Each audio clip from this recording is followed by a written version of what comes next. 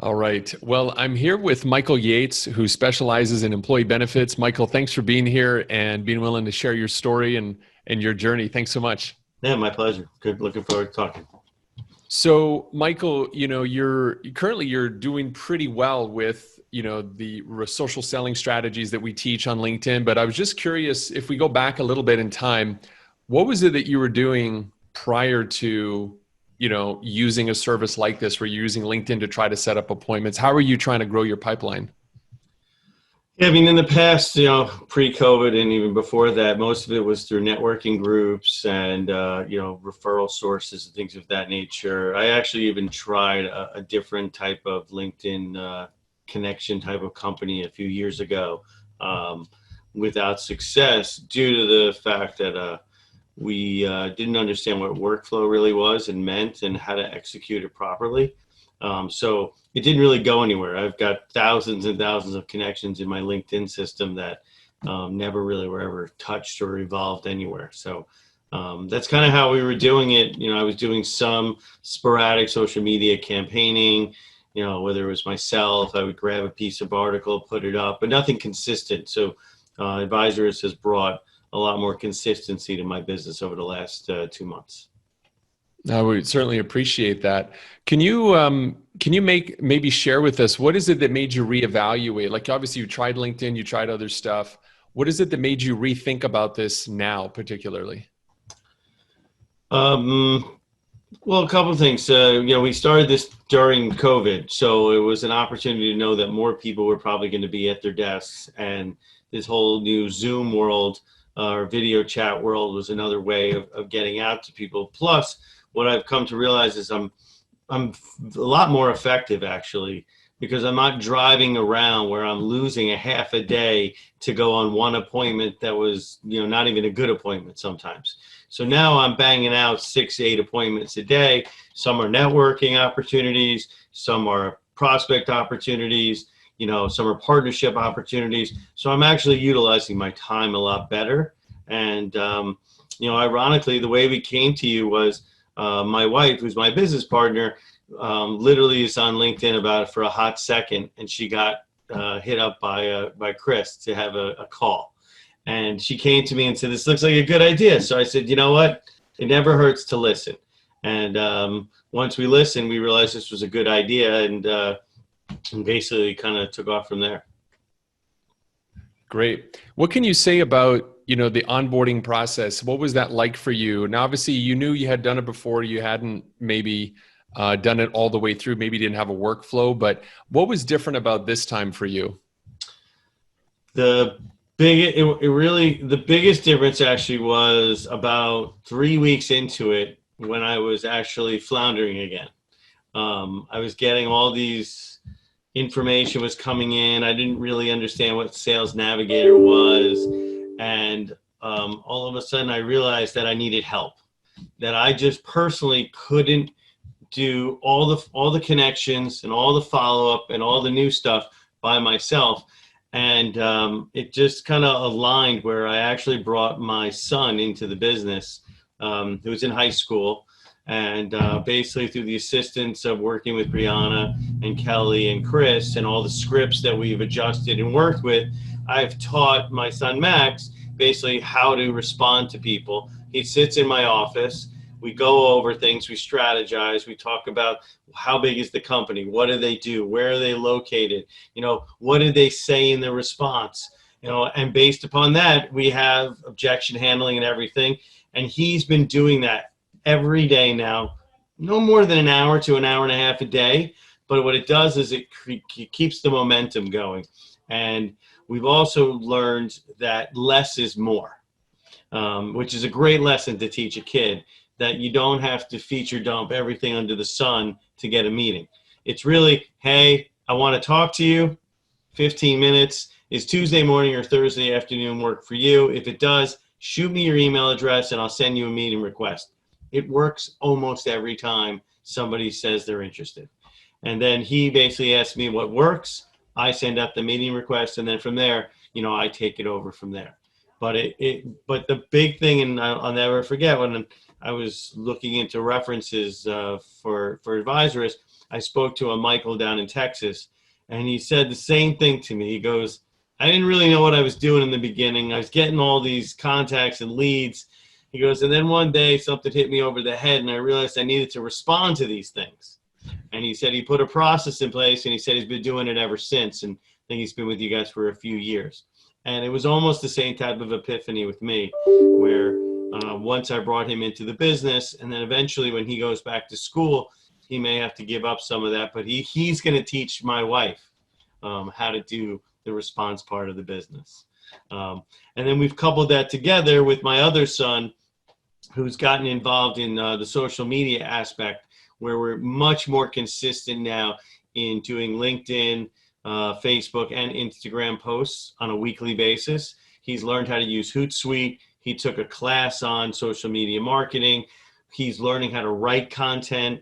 Obviously everything gets checked through me first, but he's writing the content now. He's adding the hashtags. He's adding the taglines. He's finding the pictures. So he's getting a whole education on what social media is really about.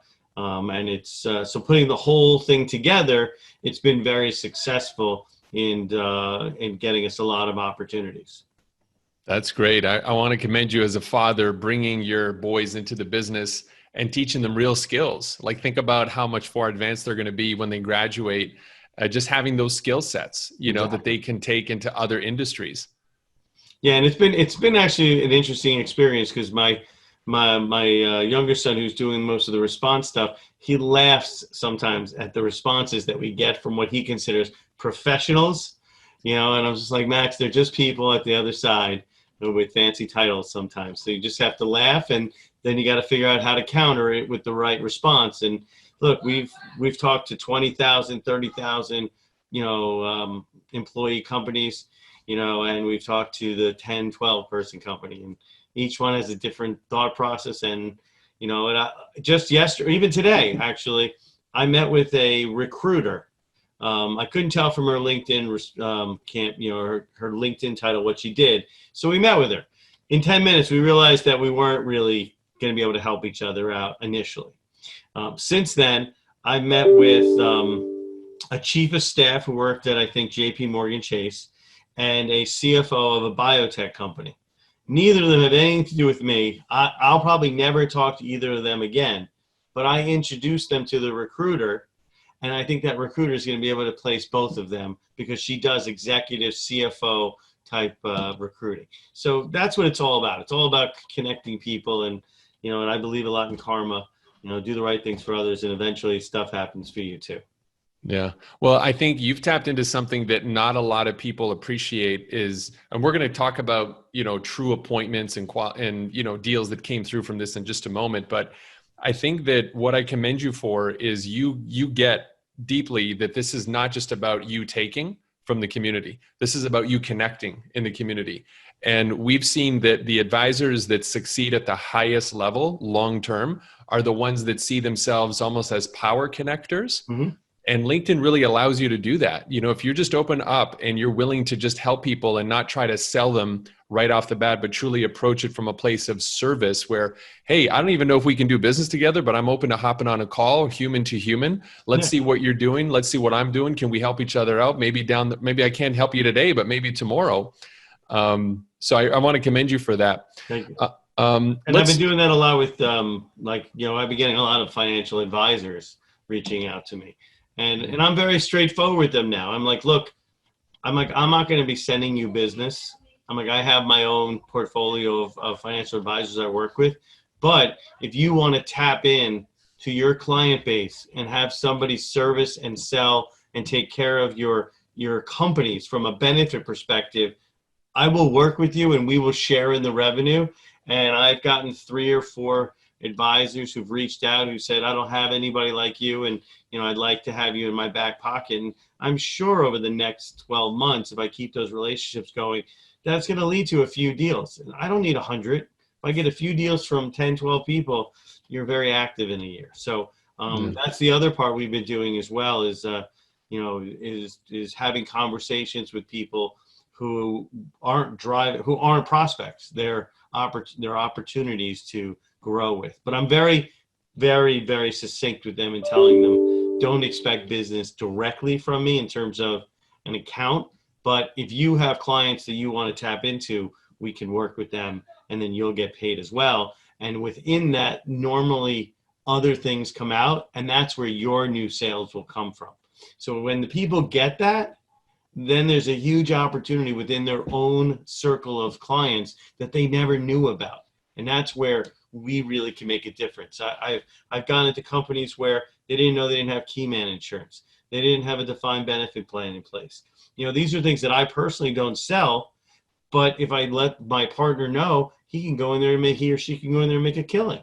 So, that's kind of the other way we're using Advisorist as well.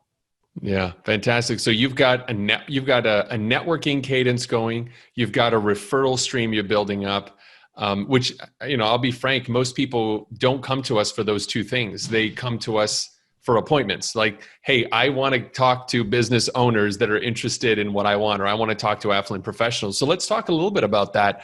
We've successfully generated referral. You're building a referral network in less than 60 days. You're building a network that's just continuing to put, Michael at the very center of all these really great people that you want to be connected to. But at the end of the day, you want to grow your business. You want to get more appointments. So tell us a little bit, what's that look like for you in the first 60 days of being in the program? Well, again, I'll admit the first 30 days, not a lot went on. So it's really mostly the month of August, which you would think would be a slow month overall. But my calendar has probably never been this busy in the last 5 years. I literally have 5 to 6 appointments a day between all the different pieces. But in terms of prospect opportunities, we're working on a 1,500 person self-funded company. Just from an introduction, we emailed out, the guy responded back, do you do self-funding? We said, of course we do. And then basically now we've just recently gotten the claims information, and we think we can do some really good things with these guys. So you never know, but that was one. I'm working on a second one right now, a small clothing company, 40, 50 people. Currently on TriNet, very unhappy with TriNet, and we're now shopping around for them. And we explain some of the other benefits that we believe we bring to the table. Because besides just doing TriNet, which we'll do, and we'll become the liaison in between, we also provide through either ourselves or our partners financial wellness trainings and nutritional training. Because we're a big believer in accountability, and the accountability has to come from the member. If your employees aren't taking care of themselves, they don't know the right things to do, they're uneducated on how to eat, how to drink, how to sleep, how to save for college, whatever it might be, then they're not going to be productive, and that makes them less productive as well. So it's a soft dollar benefit, but it's part of who we are. And I have at least 3 others that have told me that to basically contact them again, probably in the next 10 days, to again look at January 1st starts. Those are the ones just off the top of my head that I can think of, and there's probably a few others sprinkled in there that are coming our way. We actually, one of the referral partners, unfortunately we were 3 days late to the party, but he's like, do you have anybody who can handle a 2,600 person company in Europe? So it's a pharma company that's got 2,600 employees all over Europe. And if anybody's ever tried to deal with international healthcare, they'll know it's like a complete disaster across multiple countries. Like the rules are just crazy. And unfortunately, so I found him somebody. By the time I got to him, they had found somebody else already. But that was another thing that came through an advisory role, not even a prospect directly. So as I said, we had a lot of activity. There's more going on a daily basis. And as I said, I have 3 to 4, sometimes 5 appointments a day, just back to back to back.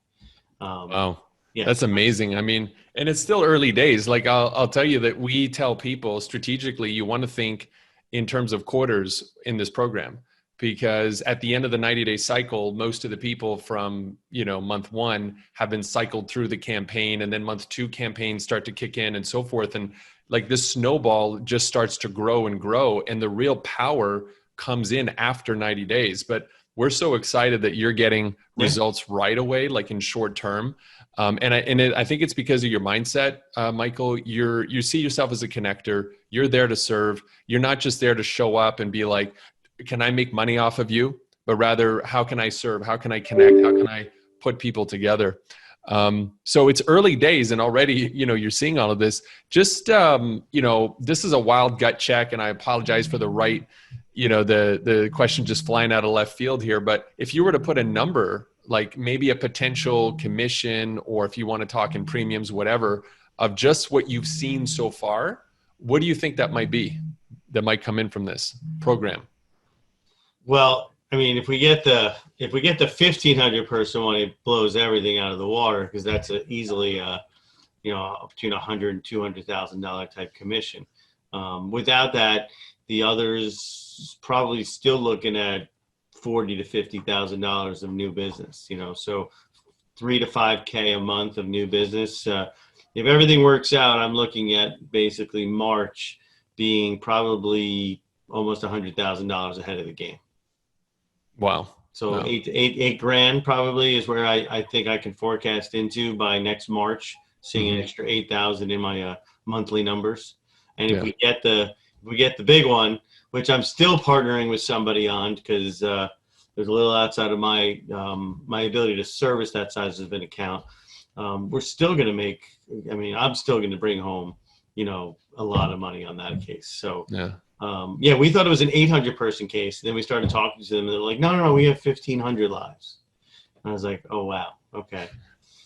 So yeah, I mean, I got a call, I think next Friday, with a 20,000 person French company that has a large contingent of it here in New York. I mean, it's crazy, like how people, who's saying yes and who's saying no. And we just keep plowing through it. That's the whole thing. It's all about the consistency. You have to continue to write it back. Like I've taught my son, he has a calendar in front of him now. He's writing people he's got to follow up with in the future, so it keeps it fresh and it keeps it real.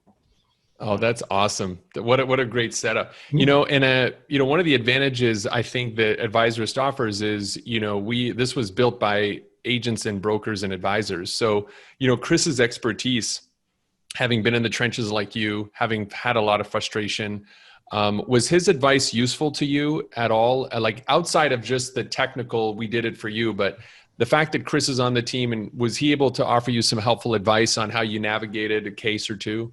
Yeah, I mean, unfortunately, one of your employees had a jaw problem, so she couldn't speak very much in the beginning. That's right, a broken jaw. So from the dentist, by the way, for everybody out there. And, so unfortunately, she was able to communicate with me via email.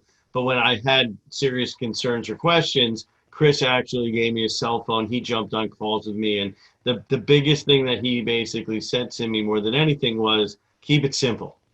Like, don't throw up all over these people. Don't give them too much information. Get them on the call. If you get them on the call, then you have an opportunity to have a discussion. If you give them too much information up front, they have an ability to say no based upon what you wrote, even though that may not even be what you're really trying to accomplish.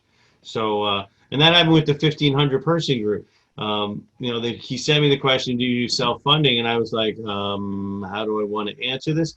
So I went to my partner, and my partner wrote up a whole big 5-paragraph dissertation, asking all these questions. And I sent it because it sounded intelligent.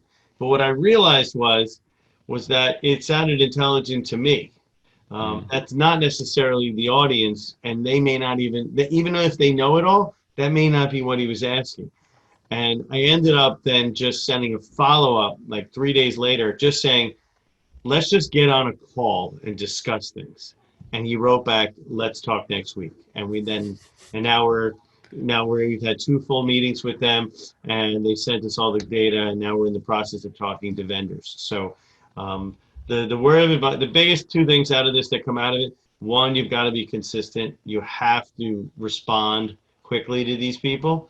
And 2, you just got to keep it real simple. The only time I tell them at all what I'm doing is when I go to send the actual email request, the meeting request.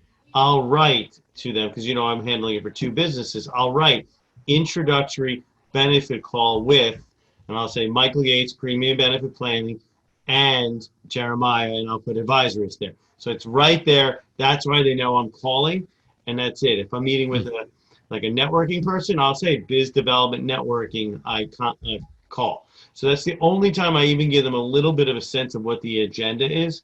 Nobody's ever come back with a problem. That's great. It's a good reminder, because people agree to meetings and then they forget, who am I talking to? Why should I be on this call? But the fact that that's a really nice golden nugget there. Put the purpose of the meeting as the name of the meeting. Don't just put Michael and Jeremiah. People be like, who am I meeting with? I have that. I went back. I was looking for somebody to Right. connect recently, and I went back and I found this guy Brian, and I was like, who is this guy? Did I meet with them? I had to go back into my notes, go back into LinkedIn, and put the dots together. After that guy, that was way back at the beginning. Now I write the name of the company and everything there, so it's very easy to remember who it is if I'm not putting it into Salesforce. Yeah, smart hack. I like that. Well, rounding the bases, I know that you're busy, so I'm really grateful for the few minutes you spent here. What would you say to an agent or a broker, an advisor that's, thinking about doing this, but might still be hesitant because maybe like you, they had a bad experience in the past, or they think it's a bunch of hype? Like, what recommendation would you, or encouragement would you give them? Look, the biggest reason I got into it was that you had a nice promotion going that made it financially viable to take the chance on it, and Hmm. obviously it looks like it's going to pay for itself and then some. So if you're still doing that, it's well worth the 3-month investment. If not, ask them about it, and they're probably not happy I'm saying that, but it's the reason it brought me in. It was not a huge financial commitment, but it was enough for me to say that I have to invest in it and do it. So anybody who's on the cusp of something like this, I highly recommend trying it, because the worst thing that's going to come out of it after 3 months, you're going to come out with thousands of new contacts in your LinkedIn system, and now you just got to figure out how to get to them yourself.